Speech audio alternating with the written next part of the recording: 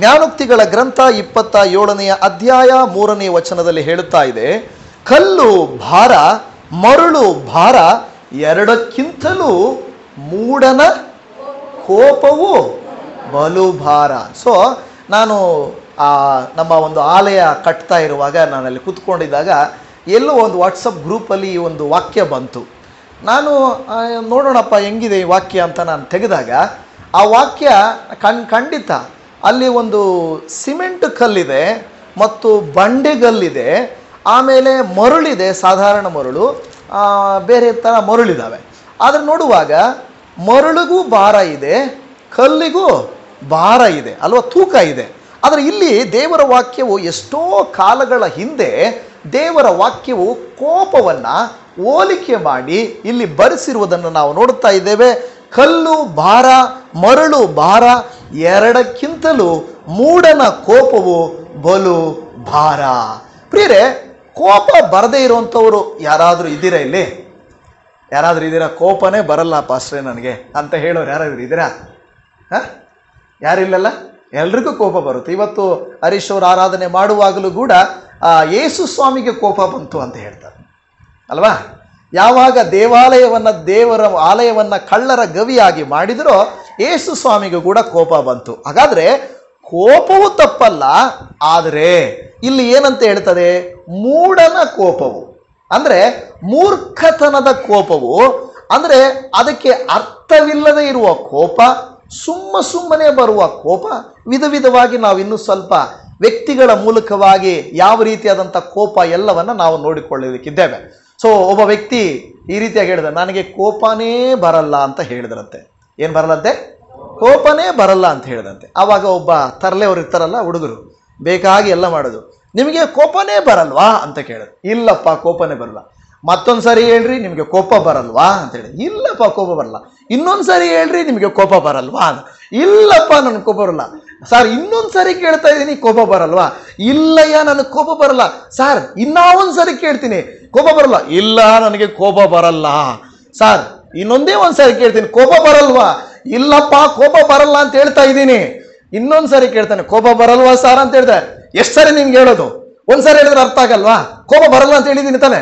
Okay sir, ಅರ್ಥ ಆಯ್ತು sir, ನಿಮಗೆ ಕೋಪ ಬರಲ್ಲ ಸರ್ ಅಂತ ಹೇಳಿದಂತೆ. ಅಂದ್ರೆ ಒಬ್ಬ ಮನುಷ್ಯನಿಗೆ ಒಂದು ಸಹಿಸಿಕೊಳ್ಳುವಷ್ಟು ಒಂದೇನಂದ್ರೆ ತನಗೆ ತನ್ನ ಮೇಲೆ ಹಿಡಿತಾ ಇರ್ತದೆ ಅಲ್ವಾ, ಸಹಿಸಿಕೊಳ್ಳೋದಿರ್ತದೆ. ಎಷ್ಟೋ ಜನ ಮನಸ್ಸಲ್ಲಿ ನೋವಿದ್ದುಕೊಂಡ್ರು ಮೇಲ್ಗಡೆಗೆ ಚೆನ್ನಾಗಿರುವಂತ ನಾವೆಷ್ಟು ಕಂಟ್ರೋಲ್ ಮಾಡ್ಕೊಳ್ತೀವಲ್ವಾ, ಕೋಪನು ಹಾಗೆ ಎಷ್ಟೋ ಜನರು ಏನ್ ಮಾಡ್ತೀವಿ, ಕಂಟ್ರೋಲ್ ಮಾಡ್ಕೊಳ್ತಾ ಇರ್ತೇವೆ. ಕೆಲವು ಸಾರಿ ಆ ಕೋಪ ಏನಾಗುತ್ತಂದ್ರೆ ಜ್ವಾಲಾಮುಖಿ ಅಂತೆ ಒಡೆದೋಗ್ಬಿಡ್ತದೆ. ಏನೋ ಸಹಿಸ್ಕೊಳಕ್ ಆಗಲ್ಲ, ಇನ್ನಷ್ಟೇ ಏನಾಗೋಗ್ತದೆ, ಏನಾದ್ರೂ ಆಗೋಗ್ಲಿ ಅನ್ನುವಂಥ ಕೋಪ ಬಂದುಬಿಡ್ತದೆ. ಪ್ರತಿ ಮನುಷ್ಯರಲ್ಲಿ ಕೋಪ ಇರುತ್ತೆ, ಆದರೆ ಆ ಕೋಪವನ್ನ ನಾವೆಲ್ಲರೂ ಸಹಿಸಿಕೊಂಡು ಬರ್ತಾ ಇರ್ತೇವಲ್ವಾ. ನಮ್ಮ ಮಕ್ಕಳು ಏನಾದರೂ ತಪ್ಪು ಮಾಡಿದಾಗ ಎಷ್ಟೋ ನಿಧಾನವಾಗಿ ಹೇಳ್ತಾ ಇರ್ತೇವೆ, ಮಾಡಬೇಡ ಅದನ್ನ ಮಾಡಬೇಡ ಅದನ್ನ ಮಾಡಬೇಡ ಅಂತ ಹೇಳ್ತಾ ಇರ್ತೀವಿ. ಅವರು ಮಾಡೋದೇ ಆವಾಗ ನಮ್ಮ ಕೈಗೆ ಏನು ಬರುತ್ತೆ? ಕೋಲ್ ಬರುತ್ತೆ, ಅವರಿಗೆ ಏಟು ಬೀಳ್ತವೆ ಅಲ್ವಾ. ಆ ರೀತಿಯಾಗಿ ಅಂದರೆ ಮಕ್ಕಳಿಗೆ ಹೇಳಿ ನೋಡ್ತೇವೆ, ಜನರಿಗೂ ಹೇಳಿ ನೋಡ್ತೀವಿ, ಆದರೆ ಯಾವುದು ಕೆಲಸಕ್ಕೆ ಬರೋದಿಲ್ಲ. ಅದು ಬೇರೆ ರೀತಿಯಾದಂಥ ಕೋಪ. ಆದರೆ ಬೈಬಲ್ ನಮಗೆ ಹೇಳುವಂಥ ಕೋಪಗಳ ವಿಷಯದಲ್ಲಿ ನಾವು ಇವತ್ತು ಧ್ಯಾನ ಮಾಡಿದರೆ ಎಂತಹ ಕೋಪದ ವಿಷಯದಲ್ಲಿ ನಾವು ಎಚ್ಚರವಾಗಿರಬೇಕು ಎಂಬುದನ್ನು ಸ್ವಲ್ಪ ಧ್ಯಾನ ಮಾಡಿಕೊಂಡು ನೋಡೋಣ. ದಾನಿಯೇಲನ ಗ್ರಂಥದಲ್ಲಿ 3ನೇ ಅಧ್ಯಾಯ 19ನೇ ವಾಕ್ಯವನ್ನು ಓದಿಕೊಳ್ಳೋಣ. ದಾನಿಯೇಲನ ಗ್ರಂಥ 3ನೇ ಅಧ್ಯಾಯ 19ನೇ ವಾಕ್ಯ. ಆಗ ನೆಬೂಕದ್ನೆಚ್ಚರನು ಕೋಪೋದ್ರೇಕದಿಂದ ಮುಖ ಭಾವವನ್ನ ಶದ್ರಕ್ ಮೇಷಕ್ ಅಬೇದ್ನೆಗೋ ಎಂಬುವರ ಕಡೆಗೆ ಬೇರೆ ಮಾಡಿಕೊಂಡು ಹಾವಿಗೆಯನ್ನು ನಿತ್ಯಕ್ಕಿಂತ 7ರಷ್ಟು ಹೆಚ್ಚಾಗಿ ಉರಿಸಬೇಕೆಂದು ಆಜ್ಞಾಪಿಸಿದನು. ಅರ್ಥ ಮಾಡಿಕೊಳ್ಳಿ. ಈಗ ಇಲ್ಲಿ ನೆಬೂಕದ್ನೆಚ್ಚರನಿದ್ದಾನೆ, ಅವರಿಗೆ ಯಾರು ಹೇಳಿಕೊಟ್ರು? ನೋಡಿ, ನೀವು ಅರಸರು, ನಿಮ್ಮ ಮಾತಿನಂತಿರಬೇಕು, ನಿಮ್ಮ ಮಾತಿಗೆ ಕಿವಿಗೊಡಬೇಕು, ನೀವೇ ಈ ದೇಶದಲ್ಲಿ ರಾಜನು, ನೀವೇ ಈ ದೇಶದಲ್ಲಿ ದೇವರು, ನೀವು ದೇವರಯ್ಯ, ಕೆಲವ್ರಿಗೆ ಯಾರಾದರೂ ರಾಜಕೀಯ ಪಕ್ಷಗಳಿಗೆ ಅದೇ ಹೇಳ್ತಾರೆ ಅಂದರೆ, ರಾಜಕೀಯ ನಾಯಕರುಗಳಿಗೆ ದೊಡ್ಡವರಿಗೆ ಎಲ್ಲ ಹೊಗಳುವಾಗ ಅವರು ಒಳ್ಳೆಯವರಾಗ್ತಾರೆ, ಹೊಗಳೋರು ಒಳ್ಳೆಯವರಾಗ್ತಾರೆ. ಹೌದಲ್ವಾ? ಯಥಾರ್ಥವಾಗಿರೋದು ಒಳ್ಳೇದಾಗಲ್ಲ. ಅಯ್ಯ ನೀವು ದೇವರಯ್ಯ ಅಂತ ಹೇಳಿದ್ರೆ ಸಾಕು, ಅವ್ರಿಗೆ ಆಯ್ತು, ಇನ್ನು ಅವರಿಗೆ ಸ್ಪೆಷಲ್ ಟ್ರೀಟ್ಮೆಂಟ್ ಇರ್ತದೆ. ನೋಡಿ, ಇಲ್ಲಿ ಅನೇಕರು ಈ ನೆಬೂಕದ್ನೆಚ್ಚರನ ಏನಂದ್ರೆ ಕೆಡಿಸಿದ್ರು. ಆದರೂ ಅವನಿಗೆ ಏನಾಯ್ತಂದ್ರೆ, ನೋಡಿ, ಒಂದು ಶಿಕ್ಷೆ ಕೊಡಬೇಕು. ಒಬ್ಬ ತಪ್ಪು ಮಾಡಿದವನಿಗೆ ಶಿಕ್ಷೆ ಕೊಡಬೇಕು, ಅದು ಸರಿ ಇದೆ, ನ್ಯಾಯ. ಯಾಕೆಂದ್ರೆ ಅವನು ತಪ್ಪು ಮಾಡಿದ್ದಾನೆ. ಆದ್ರೆ ಈ ನೆಬೂಕದ್ನೆಚ್ಚರನು ಕೋಪೋದ್ರೇಕದಿಂದ, ಆ ವಾಕ್ಯವನ್ನ ಯಾಕೆ ಅಲ್ಲಿ ಉಪಯೋಗಿಸ್ತಾ ಇದೆ ಅಂದ್ರೆ, ಕೋಪೋದ್ರೇಕ. ಯಾವಾಗ ನಮಗೆ ಮೂರ್ಖವಾದ ಕೋಪ ಬರುತ್ತೆ, ಕೆಟ್ಟ ಕೋಪ ಯಾವಾಗ ಬರುತ್ತೆ ಗೊತ್ತಾ? ಯಾವಾಗ ನಾನೊಬ್ಬ ಮನೆಗೆ ಯಜಮಾನ ಅಂತ ಗೊತ್ತಾಗ್ತದೋ ಆವಾಗ ನಾರ್ಮಲ್ ಕೋಪ ಬರಲ್ಲ, ಅಧಿಕವಾದ ಕೋಪ ಬರ್ತದೆ. ಒಂದು ಫ್ಯಾಕ್ಟ್ರಿಗೆ, ಒಂದು ಕಂಪನಿಗೆ, ಒಂದು ಸ್ಥಳಕ್ಕೆ ಯಜಮಾನನಾಗಿರುವಾಗ ಅವನಿಗೇನು ಗೊತ್ತಾ, ನಾನು ಎಂಬ ಒಂದು ಅಹಂ ಇರುತ್ತೆ. ಅದರ ಜೊತೆಗೆ ಕೋಪ ಸೇರಿಕೊಂಡಾಗ ಅದು ಉದ್ರೇಕಕ್ಕೆ ಹೋಗುತ್ತದೆ. ಹೌದಲ್ವಾ? ನೋಡಿ, ಒಬ್ಬ ಮ್ಯಾನೇಜರ್ ಕೆಳಗಡೆ, ಒಬ್ಬ ಸೂಪರ್ವೈಸರ್ ಕೆಳಗಡೆ ನಾವು ಕೆಲಸ ಮಾಡ್ತಾ ಇದ್ದೀವಿ ಅಂತ ಹೇಳಿದ್ರೆ, ನಾವು ಅವರ ಮೇಲೆ ಕೋಪ ಮಾಡ್ಕೊಳ್ಳೋಕೆ ಸ್ವಲ್ಪ ಕೋಪ ಮಾಡ್ಕೊಳ್ತೀವಿ, ಆದ್ರೆ ಕೋಪ ಮಾಡ್ಕೊಳ್ಳೋಕೆ ಆಗಲ್ಲ. ಆದ್ರೆ ಸೂಪರ್ವೈಸರು, ಮ್ಯಾನೇಜರ್ ಇರ್ತಾರೆ ಗೊತ್ತಾ, ಅವರು ಯಾರಿದ್ದಾರೆ ನೋಡಲ್ಲ, ಅವ್ರು ಕಿರ್ಚಾಡ್ತಾರೆ, ಆಫೀಸಿಗೆ ಕರೆದು ಬೈತಾರೆ. ಯಾಕೆಂದ್ರೆ ಅವ್ರಿಗೇನು ಗೊತ್ತಾ, ನನಗೆ ಅಧಿಕಾರ ಐತೆ, ನನಗೆ ಅಧಿಕಾರ ಇರೋದ್ರಿಂದ ನಾನು ಹೋಗಿ ನನ್ನ ಕೆಳಗಿರೋರ್ನ ನಾನು ಹೆಂಗಾದ್ರೂ ಬೈಗ್ಬೋದು, ನಾನು ಹೆಂಗ್ ಬೇಕಾದ್ರೂ ಟ್ರೀಟ್ ಮಾಡ್ಬೋದು ಅನ್ನುವ ರೀತಿಯಾದಂಥ ಕೋಪವಿರ್ತದೆ. ನ್ಯಾಯವಾದ ಒಂದು ಕೋಪ, ಆದರೆ ವೈಯಕ್ತಿಕವಾದ ಕೋಪ ಬೇರೆ. ನ್ಯಾಯವಾದ ಕೋಪ, ಒಬ್ಬ ಮಗು ತಪ್ಪು ಮಾಡಿದ್ರೆ ಅದಕ್ಕೆ ಏನು ಶಿಕ್ಷೆ ಕೊಡಬೇಕು ಅದು ಶಿಕ್ಷೆ, ವ್ಯಕ್ತಿ ತಪ್ಪು ಮಾಡಿದ್ರೆ ಅದಕ್ಕೆ ಏನು ಕೊಡಬೇಕು ಶಿಕ್ಷೆ, ಅದು ಸಿಗ್ಬೇಕು. ಒಂದು ವೇಳೆ ಒಂದು ಕೆಲಸದಲ್ಲಿ ಒಬ್ಬ ಆತ ತಪ್ಪು ಮಾಡಿದೆ ಅಂತ ತಿಳ್ಕೊಳ್ಳಿ, ಆತನಿಗೆ ಕೊಡಬೇಕಾದ ಶಿಕ್ಷೆ, ಒಂದು ವೇಳೆ ಆತನ ಟರ್ಮಿನೇಟ್ ಮಾಡ್ಬೋದು, ಆ ಕೆಲಸದಿಂದ ತೆಗಿಬಹುದು. ಆದರೆ ಆ ವ್ಯಕ್ತಿಯನ್ನ 4 ಜನರ ಮುಂದೆ ಅವಮಾನಿಸುವುದಕ್ಕೆ ಯಾವುದೇ ಕಂಪನಿಯಲ್ಲಾಗಲಿ, ಯಾವುದೇ ಫ್ಯಾಕ್ಟರಿಯಲ್ಲಾಗಲಿ, ಹಾಸ್ಪಿಟಲಲ್ಲಾಗಲಿ ಅಧಿಕಾರ ಇಲ್ಲ. ಇದೆಯಾ? ನೀನು ಟರ್ಮಿನೇಟ್ ಮಾಡ್ಬೋದು, ನೀನು ಸ್ಯಾಲ್ರಿ ಕಟ್ ಮಾಡ್ಬೋದು, ಅದಕ್ಕೆ ತಕ್ಕಂತ ಹೈಯರ್ ಅಥಾರಿಟೀಸ್ಗೆ ನೀವು ಬರೆದು ನೀವು ಹೇಳ್ಬೋದು. ಆದರೆ 4 ಜನರ ಮುಂದೆ ಅವರನ್ನ ಅವಮಾನಿಸುವಂತಿಲ್ಲ, ಕೋಪ ಪಡುವಂತಿಲ್ಲ. ಯಾಕೆಂದ್ರೆ ಅದು ತಪ್ಪು, ಅದು ವೈಯಕ್ತಿಕ ಆಗೋಗುತ್ತದೆ. ಹೇಗಾದರೂ ಮಾಡಿ ಇವರು ತಪ್ಪು ಮಾಡಿರೋದನ್ನ 4 ಜನರ ಮುಂದೆ ತೋರಿಸ್ಬೇಕು, ಇವರನ್ನ ಅವಮಾನ ಪಡಿಸ್ಬೇಕು ಅನ್ನೋ ಉದ್ದೇಶದಿಂದ ಅದನ್ನ ಮಾಡ್ತಾರೆ ಹೊರತು ಅದು ನ್ಯಾಯವಾಗಿ ಮಾಡೋದಿಲ್ಲ. ಈ ನೆಬೂಕದ್ನೆಚ್ಚರನು ಯಾಕೆ ಕೋಪೋದ್ರೇಕವಾದನು? ಕೋಪ ಬಂದಾಗ ನಮ್ಮ ಮುಖಭಾವ ಏನಾಗುತ್ತೆ? ನಮ್ಮ ಮುಖಭಾವ ಚೇಂಜ್ ಆಗುತ್ತಲ್ಲ? ಖಂಡಿತ ಚೇಂಜ್ ಆಗ್ತದೆ. ಒಬ್ಬರ ಮುಖ ನೋಡಿದಾಗಲೇ ಗೊತ್ತಾಗ್ತದೆ ಅವ್ರು ನಾರ್ಮಲ್ ಆಗಿದ್ದಾರಾ, ಕೋಪವಾಗಿದ್ದಾರಾ ಗೊತ್ತಾಗ್ತದೆ. ಇನ್ನೂ ಅದರಲ್ಲಿ ಕೆಲವರು ಸೈಕಾಲಜಿ ಬೇರೆ ಓದ್ಬಿಡ್ತಾರೆ. ನಾರ್ಮಲ್ ಆಗಿ ಅರ್ಥ ಮಾಡ್ಕೊಳ್ಳೋದೇ ಕಷ್ಟ, ಸೈಕಾಲಜಿ ಬೇರೆ ಓದ್ತಾರೆ, ಅವ್ರಿಗೆ ಇನ್ನೂ ಚೆನ್ನಾಗಿ ಅರ್ಥ ಆಗುತ್ತೆ. ಹೆಂಗೆ ಈ ವ್ಯಕ್ತಿ, ಇವರ ಸ್ವಭಾವ ಏನು, ಇವರ ನಡತೆ ಏನು, ಇವರ ಗುಣ ಏನು, ಎಲ್ಲ ಅರ್ಥ ಆಗ್ಬಿಡುತ್ತೆ. ಇಲ್ಲಿ ನೋಡಿ, ನೆಬೂಕದ್ನೆಚ್ಚರನು ಕೋಪೋದ್ರೇಕದಿಂದ ಮುಖಭಾವವನ್ನು ನೋಡಿ, ನಮ್ಮಲ್ಲಿ ಬರುವ ಕೋಪ ನಮ್ಮ ಮುಖ ಭಾವವನ್ನ ಏನ್ ಮಾಡುತ್ತೆ? ಬದಲಾಯಿಸುತ್ತೆ. ನಮ್ಮ ಮುಖದಲ್ಲಿರುವ ಸಂತೋಷವನ್ನ ತೆಗೆಯುತ್ತೆ, ನಮ್ಮ ಜೀವಿತದಲ್ಲಿರುವಂಥ ಆನಂದವನ್ನ ತೆಗೆಯುತ್ತೆ, ಸಂಬಂಧವನ್ನ ಮುರಿಯುತ್ತೆ, ನಮ್ಮ ಮೇಲಿರುವಂಥ ಅನೇಕ ಕಣ್ಣೀರು ತರಿಸುವಂಥದ್ದಾಗಿರುತ್ತದೆ ಕೋಪ. ಹೌದಲ್ವಾ? ಕೋಪದಲ್ಲಿ ನಾವೇನೋ ಒಂದು ಮಾತು ಅಂದುಬಿಡ್ತೇವೆ, ಆದರೆ ಆ ಕೋಪದ ನಂತರ ಬರುವ ಕಣ್ಣೀರು, ಕೋಪದ ನಂತರ ಬರುವ ಅದರ ಬರುವಂಥ ಕೇಡು, ಅದರಿಂದ ಬರುವಂಥ ಕಷ್ಟ ನಾವು ಊಹಿಸಿರೋದಿಲ್ಲ. ಕ್ಷಣ ಮಾತ್ರದ ಕೋಪ ಏನೇನೋ ನಡೆಸ್ಬಿಡ್ತದೆ. ಹೌದಲ್ವಾ? ಕೆಲವು ಸಾರಿ ನೋಡಿ, ಕೋಪವು ರಾಜ್ಯಗಳ ಮಧ್ಯೆ ಭಿನ್ನಾಭಿಪ್ರಾಯ, ದೇಶಗಳ ಮಧ್ಯೆ ಯುದ್ಧ ಅಲ್ವಾ, ಮನೆಗಳ ಮಧ್ಯದಲ್ಲಿ ಸಂಬಂಧಗಳನ್ನು ಕಡಿತಗೊಳಿಸುವುದು, ಇದೆಲ್ಲವನ್ನು ಮಾಡ್ತದೆ. ನೋಡಿ, ಸಾಧಾರಣ ಕೋಪ ಇದೆ ಒಬ್ಬ ಮನುಷ್ಯನು ತಪ್ಪು ಮಾಡಿದಾಗ, ಆದರೆ ಬೇಕಂತ ಕೋಪ ಮಾಡಿಕೊಳ್ಳುವುದು ಅದು ಬಹಳ ತಪ್ಪು, ದೇವರ ದೃಷ್ಟಿಯಲ್ಲಿ ಅದು ತಪ್ಪು. ಇನ್ನು ಮುಂದಕ್ಕೆ ನಾವು ನೋಡ್ತೇವೆ, ಅವನ ಮುಖಭಾವವನ್ನು ಶದ್ರಕ್, ಮೇಷಕ್, ಅಬೇದ್ನೆಗೋ ಎಂಬುವರ ಕಡೆಗೆ ಬೇರೆ ಮಾಡಿಕೊಂಡು, ಈಗ ಸಾಧಾರಣ ಶಿಕ್ಷೆ ರೆಡಿ ಆಗಿದೆ, ಅಲ್ಲಿ ಬೆಂಕಿ ಹಾಕಿದ್ದಾರೆ. ಬೆಂಕಿಯಲ್ಲಿ ಹಾಕಿದ್ರೆ, ಆ ಬೆಂಕಿಯಲ್ಲಿ ಹಾಕಿದ್ರೆ ಸತ್ತೋಗ್ತಾರೆ. ಆದ್ರೆ ಇವನ್ ಕೋಪ ಸ್ಯಾಟಿಸ್ಫೈ ಆಗ್ಬೇಕಲ್ಲ, ಅದೇ ಹೇಳ್ತಾರೆ ಈಗೋ ಸ್ಯಾಟಿಸ್ಫೈ ಆಗ್ಬೇಕು. ಏನಂತಾರೆ? ತನ್ನಲ್ಲಿರೋ ಈಗೋ ಇಲ್ಲ, ನನಗೆ ಸಾಲದ, ಅವನು ಹೊಡಿಬೇಕು, ಆದ್ರೆ ಹೆಂಗ್ ಹೊಡಿಬೇಕಂದ್ರೆ ನನ್ನ ಕೋಪ ತಣ್ಣಗಾಗ್ಬೇಕು ಅಲ್ವಾ? ಕೆಲವರು ಕೋಪ ಮಾಡೋದು, ಕೆಲವರು ಈ ವಿಡಿಯೋಗಳನ್ನ ಕ್ರೂರವಾಗಿ ಹೊಡೆಯೋದು ಎಲ್ಲ ನೋಡ್ತೀರಲ್ವಾ? ಹೊಡಿಬೇಕು, ಆದರೆ ಬಹಳ ಕ್ರೂರವಾಗಿ ಹೊಡೆಯೋದು, ಅಂದ್ರೆ ನನ್ನ ಈಗೋ ಸ್ಯಾಟಿಸ್ಫೈ ಆಗಬೇಕು. ನೋಡಿ, ಸಾಧಾರಣ ಬೆಂಕಿ ಸಾಕಾಗಿತ್ತು ಈ ಶದ್ರಕ್ ಮೇಷಕ್ ಅಬೇದ್ನೆಗೋರನ್ನ ಸುಡ್ಲಿಕ್ಕೆ. ಆದರೆ ಇವನು ಕೋಪೋದ್ರೇಕನಾಗಿ ಮುಖಭಾವ ಬದಲಾಗಿ ಏನಂತ ಹೇಳ್ತಾನೆ ಅವ್ರಿಗೆ, ಆವಿಗೆಯನ್ನ ನಿತ್ಯಕ್ಕಿಂತ 7ರಷ್ಟು ಹೆಚ್ಚಾಗಿ ಉರಿಸಬೇಕೆಂದು ಆಜ್ಞಾಪಿಸಿದನು. ನೋಡಿದ್ರ? ನೋಡಿ, ಸಾಧಾರಣ ಕೋಪ, ಮೂರ್ಖತನದ ಕೋಪಕ್ಕಿರುವ ವ್ಯತ್ಯಾಸ ಏನಂದ್ರೆ, ಸರಿಯಪ್ಪ, ನಿನ್ನ ರಾಜ್ಯದಲ್ಲಿ, ನಿನ್ನ ಮನೆಯಲ್ಲಿ, ನೀನು ಕೆಲಸ ಮಾಡೋ ಜಾಗದಲ್ಲಿ ತಪ್ಪು ಮಾಡಿದರೆ ಅದಕ್ಕೊಂದು ಶಿಕ್ಷೆ. ನೆಬೂಕದ್ನೆಚ್ಚರನು ಒಂದು ಬೆಂಕಿಯನ್ನು ರೆಡಿ ಮಾಡಿದ್ದಾನೆ. ಅದು ಸಾಧಾರಣ ಶಿಕ್ಷೆ, ನ್ಯಾಯವಾದ ಶಿಕ್ಷೆ. ಆದರೆ ಯಾವಾಗ ನೆಬೂಕದ್ನೆಚ್ಚರನು ಕೋಪಗೊಂಡನೋ, ಕೋಪೋದ್ರೇಕಗೊಂಡನೋ, ಫಸ್ಟ್ ಅವನೇನಾಯ್ತು, ಅವನಲ್ಲಿ ಏನ್ ಚೇಂಜ್ ಆಯ್ತು? ಮುಖಭಾವ ಚೇಂಜ್ ಆಯ್ತು. ಮುಖಭಾವ ಕೊಡ್ತಾ ಇರೋದು ಅವ್ರಿಗೆ ಶಿಕ್ಷೆ, ಆದ್ರೆ ಇವನ ಮುಖ ಬಾಡಿ ಹೋಯ್ತು. ಅದೇನು ಹೇಳ್ತಾರಲ್ಲ, ಈ ಕೋಪ ತಂದವ್ರನ್ನೂ ಸುಡುತ್ತೆ, ಕೋಪಗೊಂಡವ್ರನ್ನೂ ಸುಡುತ್ತೆ. ಕೋಪ ನಾವು ಮಾಡಿಕೊಂಡ್ರೆ ಅವ್ರಿಗೆ ಮಾತ್ರ ಅಲ್ಲ ತೊಂದರೆ ಆಗೋದು, ಅದು ನಮಗೂ ತೊಂದರೆನೆ. ನೋಡಿ, ಈ ಕೋಪ ಅಂದ್ರೆ ಮುಖಭಾವ ಬದಲಾಯಿತು, ಮತ್ತು ಅವನೇನ್ ಮಾಡ್ದ, ನಿತ್ಯಕ್ಕಿಂತ 7ರಷ್ಟು ಹೆಚ್ಚಾಗಿ ಉರಿಸಬೇಕೆಂದು ಏನ್ ಮಾಡ್ದ, ಆಜ್ಞಾಪಿಸಿದ. ನೋಡಿ ಪ್ರಿಯರೇ, ಕೋಪ ಕೆಲವು ಸಾರಿ ನಮಗೆ ಎಷ್ಟು ಮಾಡಿದ್ರೂ ತಣ್ಣಗಾಗುವುದೇ ಇಲ್ಲ. ನೋಡಿ, ಎಷ್ಟು ಕೆಲವು ಸಾರಿ ಜಗಳಗಳನ್ನು ಮಾಡ್ತಾ ಇರ್ತಾರೆ ಯಾವುದೋ ಒಂದು ವಿಷಯದಲ್ಲಿ. ಆಯ್ತಪ್ಪ ಸರಿ ಅಂತ ಒಂದು ಮಾತು ಹೇಳಿ ತಗ್ಗಿಸ್ಕೊಂಡ್ರೆ ಸರಿ ಹೋಗುತ್ತೆ. ಆದರೆ ನಾನು ಯಾಕೆ ತಗ್ಬೇಕು, ನೋಡೇ ಬಿಡ್ತೀನಿ, ನಾನು ನೋಡ್ತೀನಿ ಏನು ಮಾಡೋಕ್ಕಾಗುತ್ತೋ ಅಂತ ಹೋದ್ವಿ ಅಂದರೆ ಯಾವ ಸಮಸ್ಯೆಯು ಕಡಿಮೆ ಆಗಲ್ಲ. ಅದು ದೊಡ್ಡದಾಗಿ ದೊಡ್ಡದಾಗಿ ದೊಡ್ಡದಾಗಿ ಹೋಗ್ತಾ ಇರ್ತದೆ. ಅದು ನಾವು ಕೆಲಸ ಮಾಡೋ ಜಾಗದಲ್ಲಾಗಲಿ, ಅದು ಮನೆಯಲ್ಲಾಗಲಿ, ಅದು ಸಭೆಯಲ್ಲಾಗಲಿ, ದ್ವೇಷ ಕೋಪ ಅಂದ್ಕೊಂಡು ಹೋಗ್ತಾ ಇದ್ರೆ ಅದು ಯಾವ ಪ್ರಯೋಜನವೂ ಇಲ್ಲ.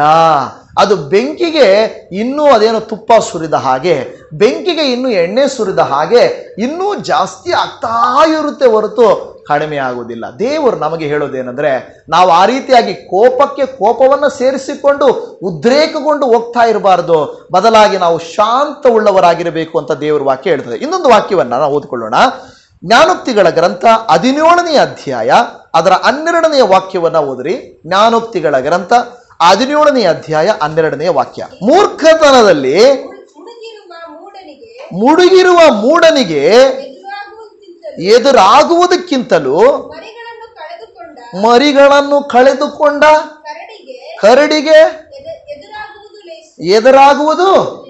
ಯಾವತ್ತಾದರೂ ಕರಡಿ ನೋಡಿದ್ದೀರಾ? ಕರಡಿ ನೇರವಾಗಿ ನೋಡಿದ್ದೀರಾ? ಹತ್ರ ನೋಡಿದ್ದೀರಾ? Very good. ಸಣ್ಣ ಪ್ರಾಯದಲ್ಲಿ ನಾವು ಇದ್ದಾಗ ಹಿಡ್ಕೊಂಬರ್ತಾ ಇದ್ರು, ಊರಲ್ಲಿ ಒಂದು ಕೋಲ್ ಹಿಡ್ಕೊಂಡು ಕರ್ಕೊಳ್ತಾ ಇದ್ರು. ಅದರಲ್ಲಿ ವಿಚಿತ್ರ ಏನಂದ್ರೆ, ಯಾರಾದರೂ ನೈಟಲ್ಲಿ ಏನಾದರೂ ಬೆಡ್ ಮೇಲೆ ಈ ಥರ ಇದ್ರೆ ಅದನ್ನ ಅವ್ರ ಮೇಲೆ ಮಲಗಿಸ್ತಾ ಇದ್ರು ಮಕ್ಕಳನ್ನ. ನಾವು ಮೊದಲೇ ಹೇಳ್ಬಿಡ್ತಾ ಇದ್ರು, ಏನಾದರೂ ಬೆಡ್ ಮೇಲೆ ಏನಾದರೂ ರಾತ್ರಿ ಹೊತ್ತು ಏನಾದರೂ ಮಾಡ್ದೋ ಕರಡಿ ಮೇಲೆ ಮಲಗಿಸ್ತೀವಿ ಅಂತ. ಸೊ ಆ ಕರಡಿ ಬರೋದಕ್ಕೂ ನಾವು ನೋಡೋದಕ್ಕೂ ಬಹಳ ಭಯಂಕರವಾಗ್ತೈತೆ. ಯಾಕಂದ್ರೆ ಅದು ದೊಡ್ಡದಾಗಿರ್ತಾ ಇತ್ತು, ಅದು ಅದ್ರ ಉಗುರು ನೋಡೋ ಒಂಥರ ಇತ್ತು. ಯಾಕಂದ್ರೆ ನಾವು ಸಾಧಾರಣವಾಗಿ ಫೋಟೋದಲ್ಲಿ ನೋಡೋದಕ್ಕೂ ನೇರವಾಗಿ ನೋಡೋದಕ್ಕೂ ವ್ಯತ್ಯಾಸ ಇರುತ್ತಲ್ವಾ. ಸೊ ಭಯಂಕರವಾಗಿತ್ತು. ಅಂದ್ರೆ ನೋಡಿ, ಬೈಬಲ್ ಯಾವುದಕ್ಕೆ ಹೋಲಿಕೆ ಮಾಡ್ತಾ ಇದೆ ಅಂದ್ರೆ, ಮೂರ್ಖತನದಲ್ಲಿ ಮುಳುಗಿರುವ ಮೂಢನಿಗೆ ಎದುರಾಗುವುದಕ್ಕಿಂತಲೂ ಮರಿಗಳನ್ನ ಕಳೆದುಕೊಂಡ ಕರಡಿಗೆ ಎದುರಾಗುವುದು. ಕರಡಿಗೆ ಎದುರಾಗೋದೇ ದೊಡ್ಡ ಸಮಸ್ಯೆ. ಅದು ಮರಿಗಳನ್ನ ಕಳ್ಕೊಂಡಾಗ ಹೆಂಗಿರುತ್ತಂತೆ ನಮ್ಗೆ ಗೊತ್ತಿಲ್ಲ. ಅದರ ಗುಣ ಬಹಳ ಅದು ಕೋಪವಾಗಿರುತ್ತೆ ಅಲ್ವಾ. ಸೊ ಅದು ಹೇಳ್ತದೆ, ಆ ದೇವ್ರ ವಾಕ್ಯ ಯಾವುದಕ್ಕೆ ಹೋಲಿಕೆ ಮಾಡ್ತಾ ಇದೆ ನೋಡಿ, ಮರಿಗಳನ್ನ ಕಳ್ಕೊಂಡ ಕರಡಿಗಾದ್ರೂ ಎದುರಾಗ್ಬೋದು, ಆದರೆ ಮೂರ್ಖತನದಿಂದ ಮುಳುಗಿರುವ ಮೂಢನಿಗೆ ಮಾತ್ರ ಎದುರಾಗಬಾರ್ದಂತೆ. ಕೆಲವು ಸಾರಿ ಕೆಲವು ಮನೆಯಲ್ಲಿ ಗಂಡ ಇಲ್ಲ ಹೆಂಡತಿ ಚೆನ್ನಾಗಿ ಅರ್ಥ ಮಾಡ್ಕೊಂಡಿರ್ತಾರೆ ಅದಲ್ವಾ. ಹೊರಗಡೆಯಿಂದ ನೋಡಿದವ್ರಿಗೆ ಹೊರಗಡೆ ನೋಡಿದ್ರೆ ಇದೇನಿದು ಭಯಂಕರವಾಗಿ ಸಿಸ್ಟರ್, ಹೆಂಗೆ ಸಿಸ್ಟರ್ ಅಂದರೆ ನಮ್ಮ ಗಂಡ ಏನಂತ ನಮ್ಗೆ ಗೊತ್ತು ಬನ್ನಿ. ಕೆಲವು ಸಾರಿ ಜಗಳ ಮಾಡಿಬಿಟ್ಟು ಹೂ ಅಂತ ಆಚೆ ಹೋಗ್ತಾರೆ. ಏನು ಸಿಸ್ಟರ್ ಈಗ ಹೋಗಿ ಏನಾದರೂ ಮಾಡ್ಕೊತಾರ? ಇಲ್ಲ, ಸುಮ್ಮನೆ ಅಷ್ಟು ಸೀನ್ ಇಲ್ಲ ನಮ್ಮ ಯಜಮಾನ್ರಿಗೆ, ಸುಮ್ಮನೆ ಅವ್ರ ಮನೆಯಲ್ಲಿ ಅಷ್ಟೇ, ಅವರು ಹಂಗೆ ಆಚೆ ಹೋಗಿ ಹೊರಗಡೆ ಬಂದರೆ ತಿರುಗಿ ಹೊರಗ್ತಾರೆ. ಅಂದರೆ ನಾವು ಅಂದ್ಕೊಂಡಿದ್ದೀವಿ ಇಂಥ ವ್ಯಕ್ತಿನ, ಇಂಥ ಮೂರ್ಖತನನ ಅಂತ ಅನಿಸುತ್ತೆ. ಕೆಲವು ವ್ಯಕ್ತಿಗಳನ್ನು ನೋಡುವಾಗ ಭಯಂಕರ ಮೂರ್ಖತನ. ಕೋಪ ಬರುತ್ತೆ, ಕೋಪ ಇಲ್ಲ ಅಂತಲ್ಲ, ಪ್ರತಿ ಮನುಷ್ಯನಲ್ಲಿ ಇದೆ, ಇಲ್ಲ ಅಂತ ಬೈಬಲ್ ಹೇಳ್ತಾ ಇಲ್ಲ. ಆದರೆ ಮೂರ್ಖತನದ ಕೋಪದ ಬಗ್ಗೆ ಮಾತನಾಡ್ತಾ ಇದೆ ಬೈಬಲ್ಲು. ನಾವು ಅನೇಕ ಸಾರಿ ಲೋಕದಲ್ಲಿ ಕೆಲವು ಆ ರೀತಿಯಾದಂಥ ವ್ಯಕ್ತಿಗಳಿರ್ತಾರೆ. ಯೇಸುವಿನ ಕುರಿತಾಗಿ, ದೇವರ ಕುರಿತಾಗಿ, ಬೈಬಲ್ ಕುರಿತಾಗಿ, ನಿಮ್ಮ ನಂಬಿಕೆಯ ಕುರಿತಾಗಿ ವಿನಾಕಾರಣ ಪ್ರಶ್ನೆಗಳನ್ನು ಎಬ್ಬಿಸುವ ಕೆಲವು ಶತಮೂರ್ಖರಿರ್ತಾರೆ. ಅವರನ್ನು ಎದುರಾಕೊಳ್ಳೋ ಬದಲು ನೀವೇನು ಮಾಡಬೇಕು? ಆರಾಮಾಗಿ ಸೈಡ್ಗೆ ಹೋಗೋದು ಒಳ್ಳೆಯದು. ಸೊ ಅಂಥ ಮೂರ್ಖರಿಗೆ ಜಾಸ್ತಿ ಜನ ಉದ್ಭವ ಆಗ್ತಾ ಇದ್ದಾರೆ ಅಂತ. ಅದೇ ಹೇಳೋದು ದೇವರ ವಾಕ್ಯ, ಅದಕ್ಕೆ ಹೇಳೋದು ಮೊದಲನೇ ಕೀರ್ತನೆಯಲ್ಲಿ, ನೀವು ಯಾವನು ದುಷ್ಟರ ಆಲೋಚನೆ ಅಂತ ನಡೆಯಬಾರದು, ಪಾಪಾತ್ಮರ ಮಾರ್ಗದಲ್ಲಿ ನಿಂತುಕೊಳ್ಳಬಾರದು, ಧರ್ಮ ನಿಂದಕರನ್ನೇ ಕೂತ್ಕೊಳ್ಬಾರ್ದು. ಅವರು ಅಂಥವ್ರು ಅಂತ ಗೊತ್ತಿದ್ರೆ ನಮಸ್ಕಾರ ಸರ್ ಅಂತ ದೂರ ನಮಸ್ಕಾರ ಹಾಕ್ಬಿಟ್ಟು ಹೋಗ್ತಾ ಇರ್ಬೇಕು ಅಲ್ವಾ?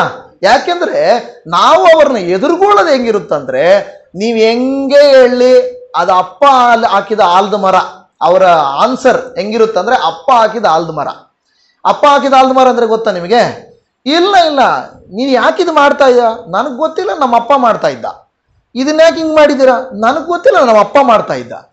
ಯಾಕ್ರಿ ಇದು ಮಾಡ್ತಾ ಇದ್ದ? ನನಗೆ ಗೊತ್ತಿಲ್ಲ, ನಮ್ಮ ಅಪ್ಪ ಮಾಡ್ತಾ ಇದ್ದ. ಏನಾದ್ರೂ ಇದರಲ್ಲಿ ಅರ್ಥ ಇದೆ ಅಂದ್ರೆ, ಇಲ್ಲ, ನಮ್ಮ ಅಪ್ಪ ಮಾಡ್ತಾ ಇದ್ದ. ಇದೇ ರೀತಿಯಲ್ಲಿ ಕೆಲವು ಸಾರಿ ಮೂಢನಂಬಿಕೆಗಳಲ್ಲಿ ಕೆಲವರು ಹೋಗ್ತಾ ಇರ್ತಾರೆ, ಅವ್ರಿಗೆ ಎದುರಾಗಬಾರ್ದು.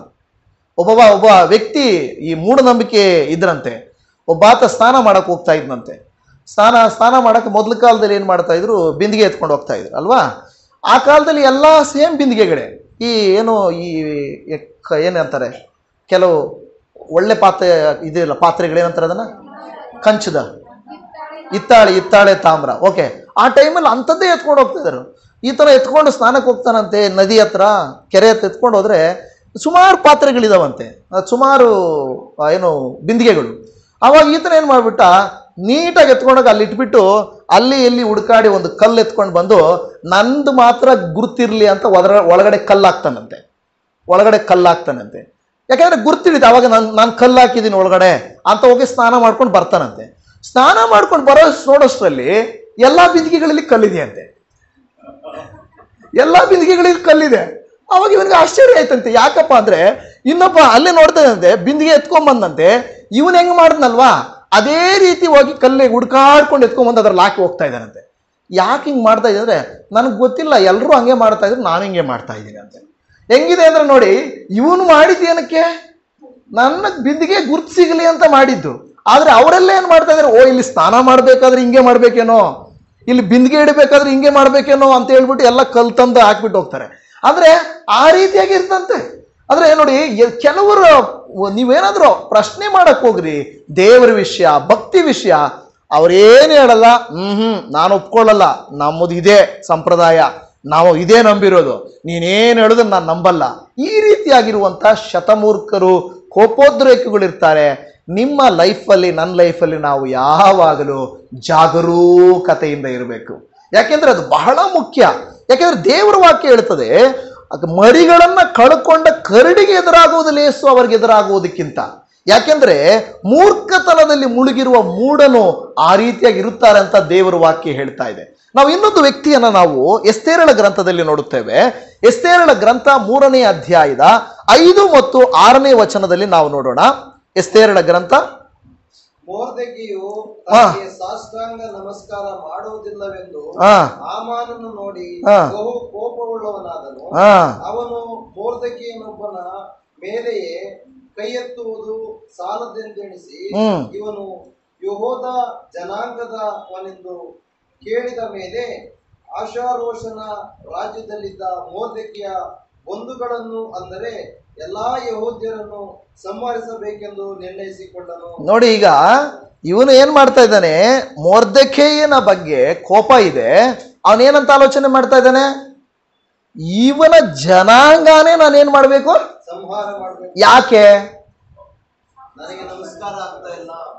ನೋಡಿ ಎಂತ ಒಂದು ವಿಚಿತ್ರ ವಿಷಯ ಅಂದ್ರೆ, ಇವನ್ ನನಗೆ ನಮಸ್ಕಾರ ಹಾಕಿಲ್ಲ, ಅದಕ್ಕೇನು ಮಾಡಬೇಕು? ನಮಸ್ಕಾರ ಹಾಕಿಲ್ಲ ಅಂದ್ರೆ ಕರೆಸಿ ಏನೋ ಒಂದು ಶಿಕ್ಷೆ ಕೊಟ್ಟು ಕಳಿಸ್ಬೇಕು. ಆದ್ರೆ ಇವೇನ್ ತೀರ್ಮಾನ ಮಾಡಿದ್ದಾನೆ, ಇವನು ಮಾತ್ರ ಸಾಯಿಸಿದ್ರೆ ಸಾಲದು, ಇವನ ಜನಾಂಗನೇ ಸಾಯಿಸ್ಬೇಕಂತೆ. ನೋಡಿದ್ರ ಎಂತ ಮೂರ್ಖತನ ಇದೆ ಅಂತ. ಕೆಲವು ಸಾರಿ ಯಾವುದೋ ಒಂದು ವ್ಯಕ್ತಿ ತಪ್ಪು ಮಾಡಿದ್ರೆ ಒಂದು ವ್ಯಕ್ತಿ ತಪ್ಪು ಮಾಡಿದ್ರೆ ಆ ವ್ಯಕ್ತಿಗೆ ಶಿಕ್ಷೆ ಕೊಡಬೇಕೆ ಹೊರತು ಕೆಲವು ಸಾರಿ ಏನು ಮಾಡ್ತಾರೆ, ಆ ಜನಾಂಗವನ್ನೇ. ಯಾರಾದರೂ ಒಬ್ಬ ಕ್ರಿಶ್ಚಿಯನ್ ತಪ್ಪು ಮಾಡಿದ್ರೆ ಕ್ರಿಶ್ಚಿಯನ್ಸ್ ಎಲ್ಲ ಹಿಂಗೆ, ಒಬ್ಬ ಹಿಂದೂ ತಪ್ಪು ಮಾಡಿದ್ರೆ ಹಿಂದೂಗಳೆಲ್ಲ ಹಿಂಗೆ, ಮುಸ್ಲಿಂ ತಪ್ಪು ಮಾಡಿದ್ರೆ ಮುಸ್ಲಿಮ್ಸ್ ಎಲ್ಲ ಈ ಥರ ತೀರ್ಮಾನ ಮಾಡೋದು ಒಳ್ಳೇದಾ? ಒಳ್ಳೇದಲ್ಲ. ಅದು ನಮಗೆಲ್ರಿಗೂ ಅರ್ಥ ಆಗ್ತದೆ. ಯಾಕೆಂದ್ರೆ ಒಬ್ಬ ವ್ಯಕ್ತಿ ತಪ್ಪು ಮಾಡಿದ್ರೆ ಅದು ತಪ್ಪು. ಆದರೂ ಇಲ್ಲಿ ನಾವು ನೋಡುತ್ತೇವೆ, ಮೊರ್ದೆಕೈಯು ತನಗೆ ಎಂತ ನಮಸ್ಕಾರ ಮಾಡಲಿಲ್ಲ. ಕೆಲವರು ಕಂಡಿಡೋದು ಹೆಂಗಿರುತ್ತಂದ್ರೆ ಅದೇನು ಹೇಳ್ತಾರಲ್ಲ, ಅದೇನು ಹೇಳ್ತಾರೆ, ಮೊಸರಲ್ಲಿ ಕೂಡ ಕಲ್ಲು ಹುಡುಕ್ತಾರಂತೆ. ಹೆಂಗೆ?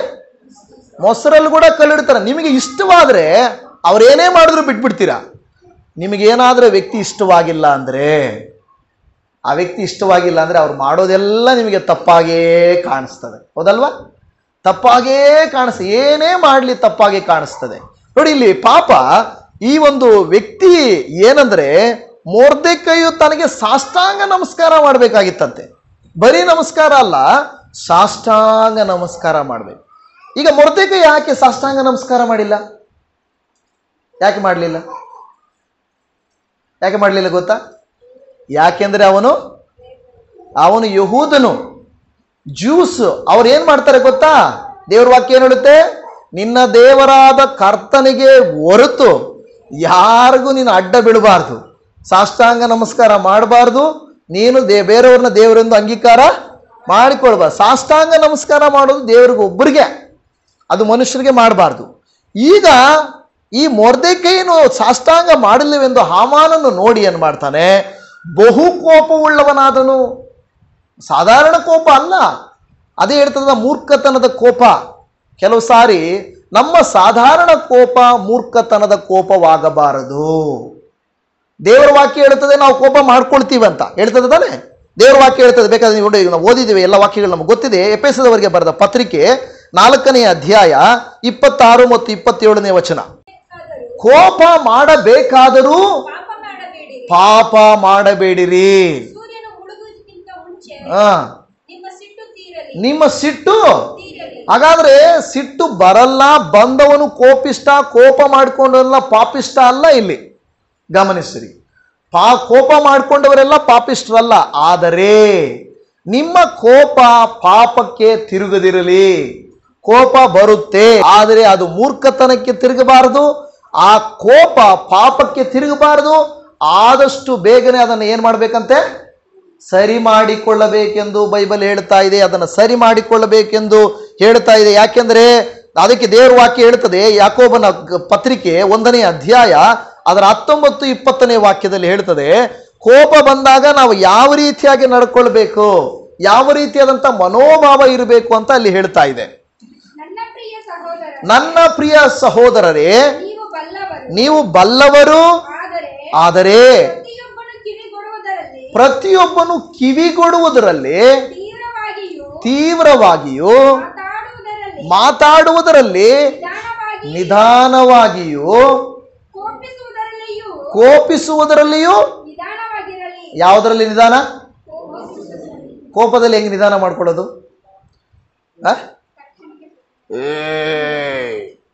ಓ ಅನ್ನೋದಲ್ಲ ಅದು. ಕೋಪ ಮಾಡ್ಕೊಳ್ಳೋದು ಅಂದ್ರೆ ಕೆಲವು ಸಾರಿ ಕೋಪನ ಸ್ಲೋ ಮೋಷನ್ ಅಲ್ಲಿ ಹೇಳೋದಲ್ಲ. ಅವರು ಹೇಳ್ತಾ ನೋಡ್ದ, ಓಕೆ, ಬೇಗ ಕೋಪ ಮಾಡ್ಕೋಬೋದು, ನೀನೇನು ನಾ ಅಂದೋದು. ಆದ್ರೆ ಹೌದಪ್ಪ, ಅಲ್ಲಿ ದೇವರ ವಾಕ್ಯ ಏನ್ ಹೇಳ್ತದೆ, ಕೇಳಿಸಿಕೊಳ್ಳುವುದರಲ್ಲಿ ತೀಕ್ಷ್ಣವಾಗಿರ್ಬೇಕಂತಂದ್ರೆ,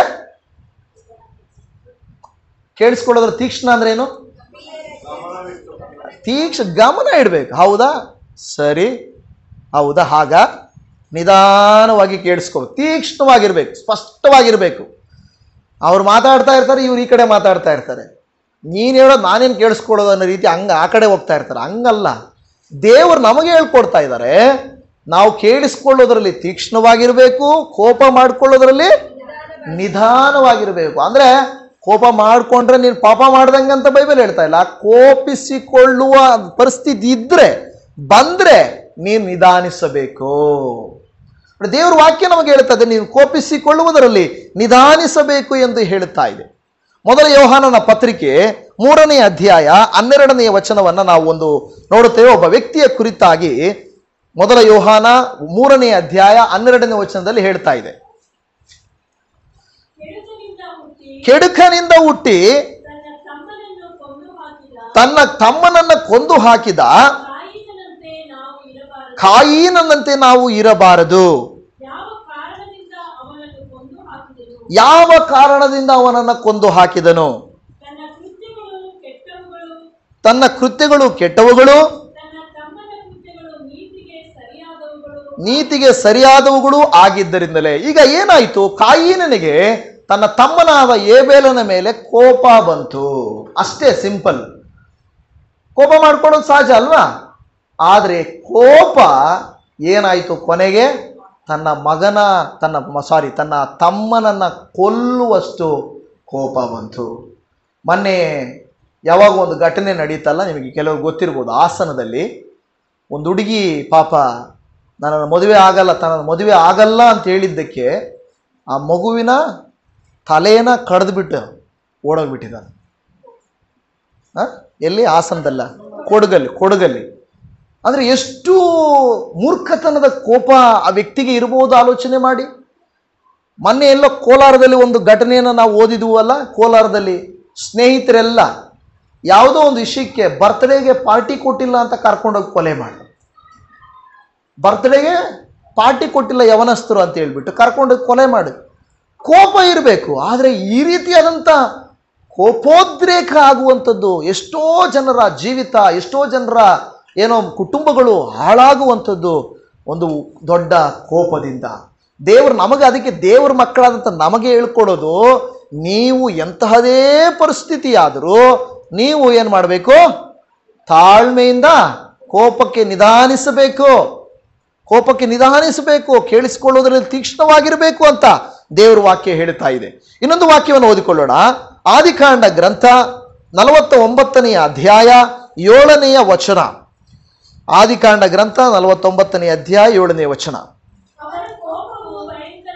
ಅವರ ಕೋಪವು ಭಯಂಕರವಾಗಿಯೂ ಅವರ ರೌದ್ರವು ಕ್ರೂರವಾಗಿಯೂ ಇದೆ, ಅದಕ್ಕೆ ಶಾಪ ಉಂಟಾಗಲಿ. ಯಾಕೆ ಶಾಪ ಉಂಟಾಗ್ತದಂತೆ? ಹೇಳ್ತದೆ, ಅವರ ಕೋಪವು ಭಯಂಕರವಾಗಿಯೂ ಅವರ ರೌದ್ರವು ಕ್ರೂರವಾಗಿಯೂ ಇದೆ, ಅದಕ್ಕೆ ಶಾಪ ಉಂಟಾಗಲಿ. ನೋಡಿ, ಕೆಲವು ಸಾರಿ ಮನುಷ್ಯರ ಕೋಪವು ಶಾಪಕ್ಕೆ ತಿರುಗುತ್ತದೆ, ಕೆಲವು ಮನುಷ್ಯರ ಕೋಪವು ಪಾಪಕ್ಕೆ ತಿರುಗುತ್ತದೆ. ದೇವರು ಅದಕ್ಕೆ ಹೇಳ್ತಾನೆ, ಮಕ್ಕಳೇ, ಯಾಕಂದ್ರೆ ನಾವು ದೇವರ ಮಕ್ಕಳಾಗಿದ್ದೇವೆ. ಅದರಿಂದ ದೇವರು ನಮ್ಮ ಮೇಲೆ ಒಂದು ಆಲೋಚನೆ ಇಟ್ಕೊಂಡಿದ್ದಾನೆ. ನಾವು ನಮ್ಮ ಮಕ್ಕಳ ಮೇಲಾಗಲಿ, ಮನೆಯವರ ಮೇಲಾಗಲಿ, ಸಭೆಯವರ ಮೇಲಾಗಲಿ, ಸಮಾಜದ ಮೇಲಾಗಲಿ ಈ ರೀತಿಯಾದಂಥ ಮೂರ್ಖತನದ ಕೋಪವನ್ನು ಇಟ್ಟುಕೊಳ್ಳಬಾರದು ಎಂಬುದಾಗಿ ದೇವರ ವಾಕ್ಯ ಹೇಳ್ತಾ ಇರುವಂಥದ್ದನ್ನು ನಾವು ನೋಡ್ತಾ ಇದ್ದೇವೆ. ಕೀರ್ತನೆಗಳ ಗ್ರಂಥ 37:8, ಕೋಪವನ್ನು ಅಣಗಿಸಿ ಬಿಡು, ದೋಷವನ್ನ ಬಿಡು, ಉರಿಗೊಳ್ಳಬೇಡ, ಕೆಡುಕಿಗೆ ಕಾರಣವಾಗದಿರು. ಅದಕ್ಕೆ ಏನು ಹೇಳ್ತದೆ? ಸೊಲೊಮೋನನು, ಜ್ಞಾನಿಯಾದ ಸೊಲೊಮೋನನು ಒಂದು ಮಾತನ್ನು ಹೇಳ್ತಾನೆ. ಆ ಮಾತನ್ನು ಓದಿಕೊಂಡು ಮುಗಿಸ್ಕೊಳ್ಳೋಣ. ಜ್ಞಾನೋಕ್ತಿಗಳ ಗ್ರಂಥ 15ನೇ ಅಧ್ಯಾಯ 1ನೇ ವಚನ. ಜ್ಞಾನೋಕ್ತಿಗಳ ಗ್ರಂಥ 15ನೇ ಅಧ್ಯಾಯ 1ನೇ ವಚನ. ಮೃದುವಾದ ಪ್ರತ್ಯುತ್ತರವು ಸಿಟ್ಟನ್ನ ಆರಿಸುವುದು, ಬಿರುನುಡಿಯು ಸಿಟ್ಟನ್ನೇರಿಸುವುದು. ಸೊ ಫಸ್ಟ್ ಸ್ಟೆಪ್ಪು ನಾವೇನು ತೆಗೆದುಕೊಳ್ಳಬೇಕಾದ್ರೆ, ಮೊದಲನೇದೇನೆಂದರೆ, ಆನ್ಸರ್ ಮಾಡುವಾಗ ನಿನಗಾಗಲಿ, ನಿಮಗಾಗಲಿ, ನನಗಾಗಲಿ ಇದು ಪಾಠ. ನಾವು ಮಾತಿಗೆ ಮರುಮಾತು ಕೊಡುವಾಗ ಹೇಗೆ ನಾವು ಉತ್ತರ ಕೊಡಬೇಕಂತೆ? ಮೃದುವಾದ ಪ್ರತ್ಯುತ್ತರ. ಸಾಧ್ಯನೇ ಇಲ್ಲ. ಯಾಕೆಂದ್ರೆ ಅವರು ಯಾರಾದರೂ ಹೋಗ್ತಾ ಇರ್ತೀವಿ, ಈಗಿನ ಕಾಲದ ಮಕ್ಕಳು ಯಾರೇ ಆಗಲಿ, ಹೇ ಬರ ಇಲ್ಲಿ ಅಂದರೆ, ಹೇ ಯಾರು ನೀನು ಅಂತಾರೆ. ಹೌದಾ ಇಲ್ವಾ? ಎಂಥವರೇ ಆಗಲಿ, ಯವನ ಮಕ್ಕಳನ್ನ ಮಾತಾಡೋಕ್ಕಾಗಲ್ಲ. ದೊಡ್ಡವನಲ್ಲ ನಾನು ಅಂತ, ಬಾರೋ ಅಂದ್ರು ಅಂತ ತಿಳ್ಕೊಳ್ಳಿ, ಯಾರು ನೀನು ಅಂತಾರೆ. ಈಗಿನ ಕಾಲದ ಮಕ್ಕಳು, ಮೊದಲು ಕಾಲದ ಮಕ್ಕಳಾದರೂ ಸ್ವಲ್ಪ ಹಿರಿಯರಂದ್ರೆ ಗೌರವ ಪಡ್ತಾ ಇದ್ರು. ಇವಾಗ ಅಂದರೆ ಅನ್ನುವಂಥ ಮಟ್ಟಿಗೆ ಬಂದ್ಬಿಟ್ಟಿದ್ದಾರೆ ಈಗ. ಅದರಿಂದ ಏನಾಗಬೇಕಾಗಿದೆ? ಯಾರಾದರೂ ನಮ್ಮನ್ನು ಏನೇ ರೀತಿಯಲ್ಲಿ ನಮ್ಮನ್ನು ಮಾತಾಡಿಸಿದ್ರು ನಾವು ಹೇಗೆ ಮಾತಾಡಬೇಕಂತೆ? ಮೃದುವಾಗಿ ಮಾತಾಡಬೇಕಂತೆ. ಸಾಧ್ಯ ಇಲ್ಲ ನನಗೆ ಗೊತ್ತು, ಸಾಧ್ಯ ಇಲ್ಲ ನನಗೆ ಗೊತ್ತು. ಯಾಕೆಂದರೆ ಅದಕ್ಕೆ ಇಂಗ್ಲೀಷಲ್ಲಿ ಹೇಳ್ತಾರೆ give respect and take respect. ನೀನು ಹಿಂಗಿದ್ರೆ ನಾನು ನಿಮ್ಮ ಅಪ್ಪ ನಾನು ಅಂತಾರೆ. ಅಂದರೆ ನಿನಗೆ ಕೋಪ ಬಂದರೆ ನನಗೆ ಇನ್ನೂ ಕೋಪ ಬರ್ತದೆ. ಅದಕ್ಕೆ ಇನ್ನೊಂದು ಡೈಲಾಗ್ ಹೇಳ್ತಾರೆ, ನೀನು ಒಂದೇ ಮುಖ ನೋಡಿದೆಯಾ ನಂದು, ಒಂದೇ ಮುಖ ನೋಡಿದೆಯಾ, ಇನ್ನೊಂದು ಮುಖ ಅದನ್ನು ನೋಡಬೇಡ, ಅದನ್ನು ನೋಡ್ಸಂಗೆ ಮಾಡಬೇಡ ನನಗೆ ಅಂತ ಹೇಳ್ತಾರೆ ಸಿಂಪಲ್ಲಾಗಿ. ಅದು ಹೆಂಗಿರ್ತದೋ ನೋಡಬೇಕು ಒಂದು ಸಾರಿ. ಓಕೆ, ಆದರೂ ಪ್ರಿಯರೇ, ದೇವರ ವಾಕ್ಯ ನಮಗೆ ಹೇಳ್ಕೊಡ್ತದೆ ಮೃದುವಾದ ಪ್ರತ್ಯುತ್ತರ.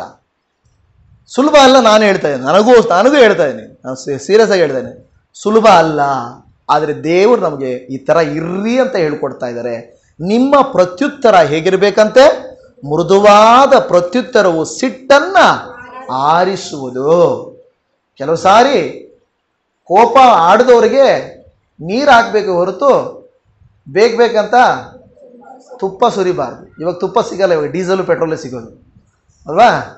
ಈಗೇನಂದರೆ ಬೇಕಾಗಿ ಜನರು ಮಾಡಿಬಿಟ್ಟು ಅಯ್ಯೋ ನೀರು ಅಂದ್ಕೊಂಡಿದ್ದೆ ನಾನು ಅಂದ್ಬಿಡ್ತಾರೆ. ಬೇಕಾಗಿ ಪೆಟ್ರೋಲ್ ಹಾಕ್ಬಿಟ್ಟು ನೀರು ಅಂದ್ಕೊಂಡ್ಬಿಟ್ಟಿದ್ದೆ ನಾನು ಅಂದ್ಬಿಡ್ತಾರೆ. ಆಮೇಲೆ ಅಂಥ ಜನಗಳು ಇದ್ದಾರೆ ಈ ಕಾಲದಲ್ಲಿ. ಆದರೆ ನಾವಾದರೂ ಬಿರುನುಡಿಯು ಸಿಟ್ಟನ್ನೇರಿಸುವುದು, ಮೃದುವಾದ ಮಾತು ಸಿಟ್ಟನ್ನು ಆರಿಸುವುದು. ಅದರಿಂದ ನಾವು ದೇವರ ಹತ್ರ ಕೇಳ್ಕೊಳ್ಬೇಕು, ದೇವರೇ ನಮ್ಮ ಸುತ್ತಲೂ ನಮ್ಮ ಸಮಾಜದಲ್ಲಿ ನಾವು ಕೆಲಸ ಮಾಡೋ ಜಾಗದಲ್ಲಿ ತುಂಬ ಕೋಪಿಷ್ಠರಿದ್ದಾರಪ್ಪ, ಆದರೆ ನಮಗಾದರೂ ತಾಳ್ಮೆಯನ್ನು ಕೊಡು, ಮೃದುವಾದ ಉತ್ತರ ಕೊಡೋಕ್ಕೆ ಸಹಾಯ ಮಾಡು. ಕೇಳಿಸ್ಕೊಳ್ಳೋದರಲ್ಲಿ ನಾವು ತೀಕ್ಷ್ಣವಾಗಿಯೂ ಕೋಪ ಪಡೋದರಲ್ಲಿ ನಿಧಾನವಾಗಿ ಇರುವಂತೆ ನನಗೆ ಸಹಾಯ ಮಾಡು.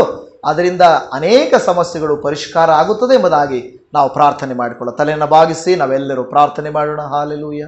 ನಿಮ್ಮಲ್ಲಿ ಯಾರಿಗಾದರೂ ಆ ರೀತಿಯಾದಂಥ ಇವತ್ತು ವಾಕ್ಯದಲ್ಲಿರುವ ಆ ರೀತಿ ಏನೋ ಗೊತ್ತಿಲ್ಲ, ನನಗೆ ಭಯಂಕರ ಕೋಪ ಬರ್ತದೆ, ಕಂಟ್ರೋಲ್ ಮಾಡ್ಕೊಳ್ಳೋಕ್ಕಾಗದೇ ಇರುವಷ್ಟು ಕೋಪ ಬರ್ತದೆ ಅನ್ನುವುದಿದ್ದರೆ ಅದೊಂದು ಬಲಹೀನತೆ. ನಾವು ದೇವರ ಹತ್ರ ಕೇಳೋಣ, ಅಪ್ಪ ಆ ಬಲಹೀನತೆಯಿಂದ ನನ್ನನ್ನು ಬಿಡುಗಡೆ ಮಾಡಪ್ಪ, ದಯಮಾಡಿ ನನ್ನಲ್ಲಿ ಈ ಥರದ್ದೇನಾದರೂ ಕೋಪ ಇದ್ದರೆ ಅದು ಶಾಪವಾಗುತ್ತೆ ಎಂದು, ಅದು ಪಾಪವಾಗಿ ತಿರುಗುತ್ತೆ ಎಂದು ನಿನ್ನ ವಾಕ್ಯವೇ ಹೇಳಿದ. ಆದ್ದರಿಂದ ದಯಮಾಡಿ ನನ್ನಲ್ಲಿರುವಂಥ ಆ ಒಂದು ದುಡುಕು, ಮೂರ್ಖತನದ, ಕೋಪದ ಸ್ವಭಾವ ಇದ್ದರೆ ನೀವು ನಮಗೆ ಹೇಳಿಕೊಟ್ಟ ಹಾಗೆ ಮೃದುವಾದ ಪ್ರತ್ಯುತ್ತರ, ಸಮಾಧಾನಕರವಾದಂಥ ಪ್ರತ್ಯುತ್ತರವನ್ನು ಕೊಡುವುದಕ್ಕೆ ನಮಗೆ ಕೃಪೆಯನ್ನು ತೋರಿಸಿರಿ. ಕ್ಷಮಿಸುವ ಗುಣವನ್ನು, ಕನಿಕರಿಸುವ ಗುಣವನ್ನು, ಅವರು ನಮ್ಮವರೇ ಎಂಬ ಭಾವನೆಯನ್ನು ನಮಗೆ ಅನುಗ್ರಹಿಸಿಕೊಡಿಯಪ್ಪ. ಈ ವಾಕ್ಯವನ್ನು ಕೇಳಿದ ನಾವು ಈ ವಾಕ್ಯಗಳಂತೆ ಯಾವತ್ತಾದರೂ ಯಾವಾಗಾದರೂ ನಮಗೆ ಅಂತಹ ಮೂರ್ಖತನದ ವ್ಯಕ್ತಿಗಳು ಎದುರು ಬಂದಾಗ ನಾವು ಸುರಕ್ಷಿತರಾಗಿರುವಂತೆಯೂ ದೂರ ಉಳಿಯುವಂತೆಯೂ ನೀವು ನಮಗೆ ಕೃಪೆಯನ್ನು ತೋರಿಸಬೇಕೆಂಬುದಾಗಿ ಬೇಡಿಕೊಳ್ಳುತ್ತಾ ಇದ್ದೇವೆ. ಈ ತಿಂಗಳೆಲ್ಲ ನಮ್ಮ ಸಂಗಡ ಇದ್ದು ನಮಗೆ ಬೇಕಾದ ಕೃಪಾ ವರದಾನಗಳನ್ನು ಕೊಟ್ಟು ನಮ್ಮ ಸಭೆಯನ್ನು ಇಷ್ಟರ ಮಟ್ಟಿಗೆ ನಡೆಸಿದ್ದಕ್ಕಾಗಿ ಸ್ತೋತ್ರ.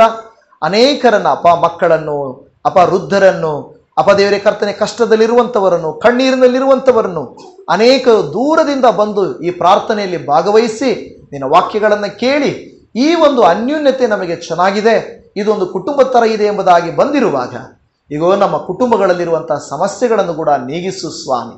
ಹಣಕಾಸಿನ ಸಮಸ್ಯೆಯಲ್ಲಿರುವಂಥವ್ರನ್ನ ಕರುಣಿಸು. ಕುಟುಂಬದಲ್ಲಿ ಸ್ವಭಾವದಲ್ಲಿ ಬೇರೆ ರೀತಿ ಇರುವ ಮುಖಭಾವಗಳು ಬದಲಾಗುವ ಪರಿಸ್ಥಿತಿಗಳಲ್ಲಿರುವ ವ್ಯಕ್ತಿಗಳನ್ನು ಮಾರ್ಪಡಿಸು ಎಂದು ಬೇಡಿಕೊಳ್ಳುತ್ತಾ ಇದ್ದೇವೆ. ದೇವರೇ, ಪ್ರತಿ ವಾರ ನಿಮ್ಮ ಆಲಯಕ್ಕೆ ನಾವು ಬಂದು ನಿಮ್ಮನ್ನು ಆರಾಧಿಸಿ ಹೋಗುವಾಗ ನಾವು ಕಲಿಯುವಂಥ ವಿಚಾರಗಳು ನಮ್ಮ ಕುಟುಂಬಕ್ಕೂ ನಮ್ಮ ಆತ್ಮೀಕ ಜೀವಿತಕ್ಕೂ ಪ್ರಯೋಜನಕರವಾಗಿರಲಿ ಎಂದು ನಾವು ಪ್ರಾರ್ಥನೆ ಮಾಡ್ತಾ ಇದ್ದೇವೆ. ಈ ದಿನ ಈ ಪ್ರಾರ್ಥನೆಯಲ್ಲಿ ಭಾಗವಹಿಸಿದಂಥ ನಮ್ಮೆಲ್ಲರನ್ನ ನೀವು ಆಶೀರ್ವದಿಸಿರಿ. ನಮ್ಮ ಸಭೆಯನ್ನು, ಸೇವೆಯನ್ನು, ದೇವರೇ ಮೀಡಿಯಾ ಮಿನಿಸ್ಟ್ರಿಯನ್ನು ನೀನು ಆಶೀರ್ವದಿಸು. ಕರ್ತನೆ ದೇವರೇ, ಮಾಡುತ್ತಿರುವ ಎಲ್ಲ ಸೇವೆಗಳಲ್ಲಿ ಸಹಾಯ ಮಾಡುವಂಥವ್ರನ್ನ ಕರುಣಿಸು ಕರ್ತನೆ. ದೇವರೇ, ಸಭೆಯ ಕಟ್ಟೋಣವನ್ನು ನೀನು ದೇವರೇ ಕರುಣಿಸಿ ಉಪಕಾರ ಮಾಡು. ವೃದ್ಧಾಪ್ಯದಲ್ಲಿರುವಂಥವರನ್ನ ಕರುಣಿಸು, ಅನಾರೋಗ್ಯದಲ್ಲಿರುವಂಥವ್ರನ್ನ ಕರುಣಿಸು, ನಿನ್ನ ಕೃಪೆಯಿಂದ ತುಂಬಿಸು ಅಂತ ಬೇಡಿಕೊಳ್ಳುತ್ತಾ ಇದ್ದೇವೆ. ಇವತ್ತು ನಮ್ಮೊಟ್ಟಿಗೆ ಮಾತನಾಡಿದ ನಿನ್ನ ಕೃಪೆಗಾಗಿ ಸ್ತೋತ್ರ. ಎಲ್ಲ ಮಹಿಮೆ ನಿನಗೆ. ಯೇಸುವಿನ ನಾಮದಲ್ಲಿ ಪ್ರಾರ್ಥಿಸುತ್ತೇವೆ ತಂದೆಯೇ, ಆಮೇನ್, ಆಮೇನ್.